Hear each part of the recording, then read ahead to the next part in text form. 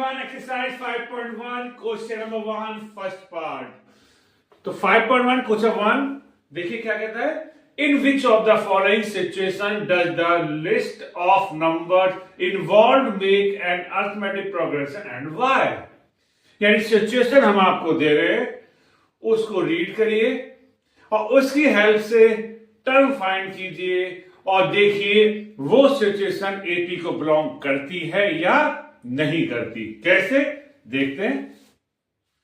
The taxi fare after each kilometre when the fair is 15 rupees. ये कह रहा है कि टैक्सी का जो किराया था 1 किलोमीटर का 15 रुपीज था फॉर द फर्स्ट किलोमीटर, यानी 1 किलोमीटर का 15 रुपीज था and 8 rupees for each additional kilometre. और जैसे जैसे 1 किलोमीटर के अलावा आगे चलते चलाएंगे 1 किलोमीटर और 1 किलोमीटर और 1 किलोमीटर और, तो 8 रुपीज उसमें ऐड होते चल जाएंगे। यानी कहना क्या चाहता है कि अगर टैक्सी से हम 1 किलोमीटर गए तो आपको 15 रुपीज देने हैं, ठीक। 1 किलोमीटर गए तो 15 रुपीज देने, और अगर 2 किलोमीटर गए तो 15 प्लस 8 रुपीज देने हैं। फिर 1 किलोमीटर और गए तो 15 प्लस 8 रुपीज देने हैं। इस टाइप से ये सिचुएशन बनेगी। दोबारा, टैक्सी का किराया था पहले 1 किलोमीटर का 15 रुपए था टैक्सी वाले का, ठीक। तो 1 किलोमीटर गए 15 रुपए दिए, फिर 2 किलोमीटर गए, अगर 2 किलोमीटर गए तो पहले 1 किलोमीटर के 15 रुपए फिक्स हैं, वो देने ही हैं। फिर नेक्स्ट 1 किलोमीटर आगे, सपोज 2 किलोमीटर गए तो 15 प्लस 8 23 रुपीज देने। अब हमें 3 किलोमीटर जाना है तो पहले 1 किलोमीटर के 15 रुपीज, नेक्स्ट के 8, फिर 8, यानी नेक्स्ट 1 किलोमीटर जैसे आप आगे चले जाओगे पर किलोमीटर के हिसाब से आपको 8 रुपीज पे करना होगा। तो ये सिचुएशन बतानी एपी की है या नहीं है, देखते हैं।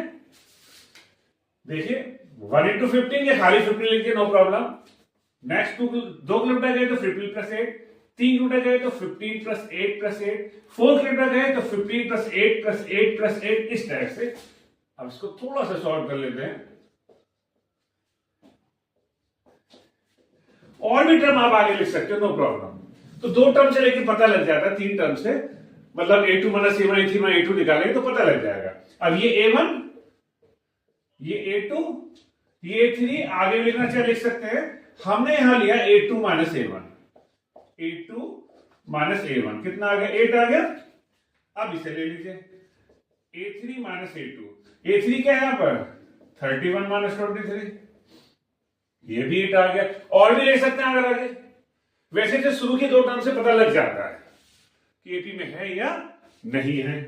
तो क्या लगेंगे, तो ये कॉमन डिफरेंस आ गया। देखिए a2 माइनस a1 ये स्मॉल डी हो गया, a3 माइनस a2 ये भी स्मॉल डी हो गया। तो क्या लिखेंगे, since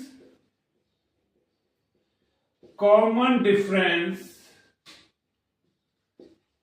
are same so given situation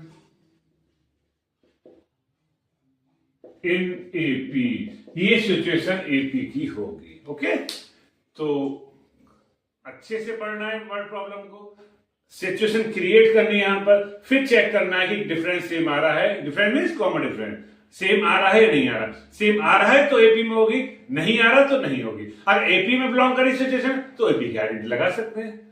तो बने रहिए हमारे साथ, करते रहिए प्रैक्टिस। Thank you.